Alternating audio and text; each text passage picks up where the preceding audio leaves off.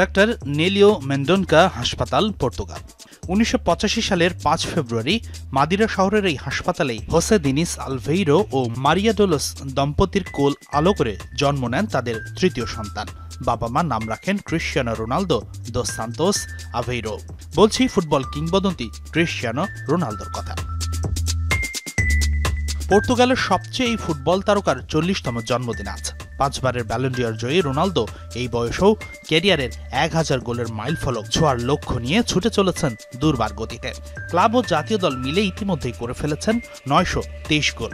নিশ্চিতভাবেই আজ সারা বিশ্বে থাকা এই মেগাস্টার ভক্তরা পালন করবেন প্রিয় তারকার জন্মদিন। এই প্রজন্মে ব্রাজিলের সবচেয়ে বড় তারকা নেইমার। তিনিও জন্মেছিলেন ৫ ফেব্রুয়ারি।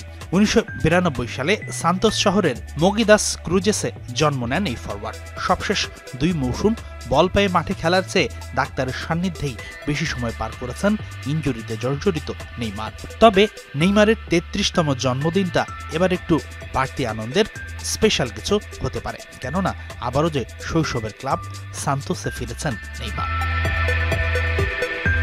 ১৯৮৪ সালের ৫ ফেব্রুয়ারি বুয়েন্স আইরেসে জন্ম নেন আরেক তারকা footballer Carlos Tevez.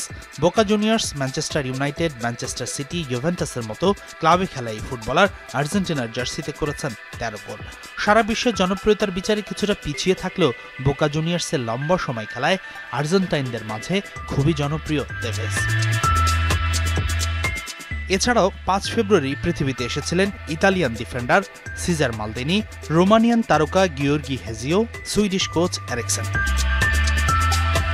Hasinur Rahman, Jamuna sports.